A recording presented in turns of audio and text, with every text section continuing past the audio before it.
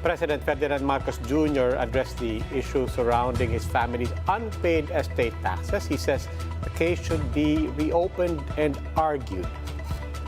In an interview with blogger and TV host Toni Gonzaga, the president said that their side was not heard because they were still in exile in the United States at the time. In 1997, the Supreme Court ruled that the Marcos family owed the government 23 billion pesos in estate taxes. The tax liability has allegedly ballooned due to penalties and surcharges.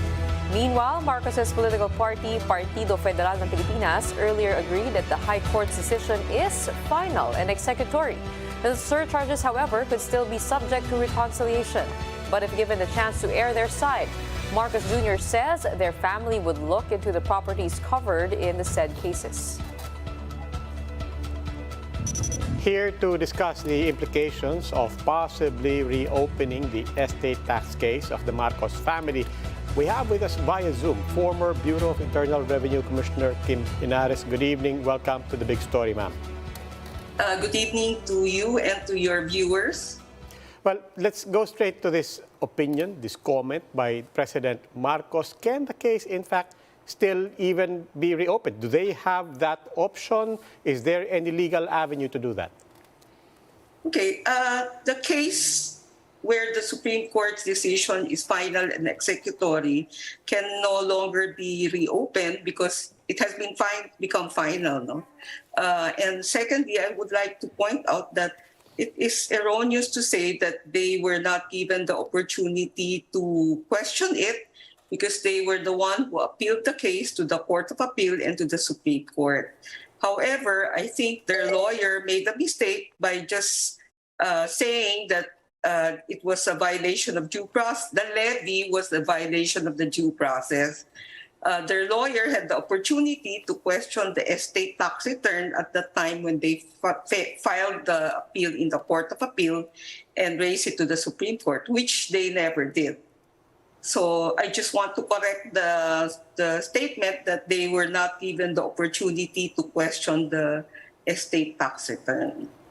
Ma'am, they said that if given the possibility, they would like to look into the properties involved in the case. Just to clear it out a bit, which properties exactly are involved and what have been the efforts of the BIR in collecting and is levying a possibility right now to be able to pay the debts and the tax liabilities of the family? You know, I have not seen the estate tax return. No? The estate tax return was prepared by the commissioner then in 1989 because the Marcos estate failed to file an estate tax return. During my time, the decision has already become final in 2001, and we have a department that goes out and collect and try to collect the tax and levy on the property. And that's what we've been doing and what BIR is continuously doing. No?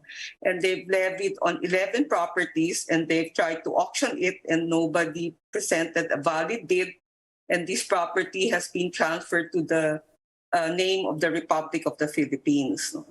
So to be honest, during my time, the collection process has already gone its course, and I did not really have the opportunity to look at the estate tax return. So I don't know what the properties are. Yes, but whatever the properties and the values are, including the penalties, given that it is final and executory,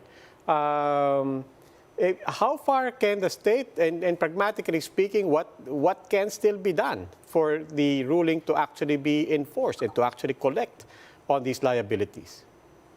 Actually, my suggestion is that the Bureau of Internal, if President Marcos, BBM, is saying that they want to look at the inventory, the only other recourse for a possibility to open it is for the Bureau of Internal Revenue to file a tax evasion case against the estate of the Marcoses. Now, when the tax evasion case is filed and it reached the court, then that's where the Marcoses can say that there's no tax evasion because first, the estate tax return, the inventory is erroneous. Then they prove what are the assets that should not have been included, what should have been included, and then that's how they can open that estate tax return. But as it is now, there's no way to open it. So, I mean, just to be clear, I mean, to have the BIR file a tax evasion case does still beg the question then of, I mean, why file a case when you are standing on something that is final and executory? Is that correct? Wouldn't there be something supremely ironic in the BIR doing that, and wouldn't that in effect be the BIR bringing it back a few squares?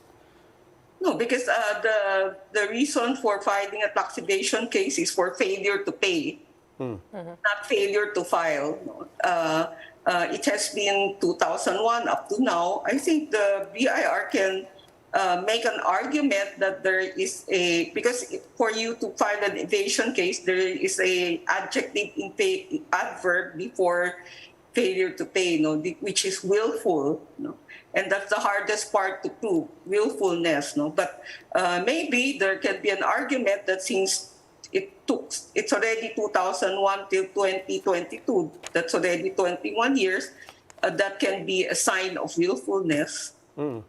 But raising that question will, I mean, regardless of how that is resolved, does not in any way erase what the Supreme Court has already determined. You cannot reverse this. You cannot reverse the decision of the Supreme Court, because the argument that the Marcos estate raised there was just that the levy that was being done by the BIR lacks due process. They never questioned the estate tax return. What President Bongbong Marcos wants now to do is to question the estate tax return. I'm just saying that legally there's only one way for which you can open the case again, and which is you file a tax evasion case so that the case can probably be open again, and the court can then they raise the point that the return was erroneous and therefore there should have not been a tax evasion case. Ma'am, you mentioned that this has been 21 years trying to collect the estate taxes, and you also mentioned that 11 properties have been levied. In your perspective, do you think the BIR's efforts have been enough in terms of collecting and being able to levy the properties as needed for the 23 billion case? Okay. The BIR can only levy on things in the Philippines. If, let's say, the argument is there's a lot of argument that a lot of their assets are abroad. At this point, the BIR cannot reach those assets without the help of those countries. There is a convention that we had proposed that we adopt, which is the Mutual Assistance Convention, which has been with the Senate since 2015. But it has not been adopted yet. If we had adopted that, then we could have gone abroad and asked the various governments to help us levy on assets that are abroad. As of now, we don't have that jurisdiction. All right, maraming salamat po, former BIR Commissioner Kim Henares.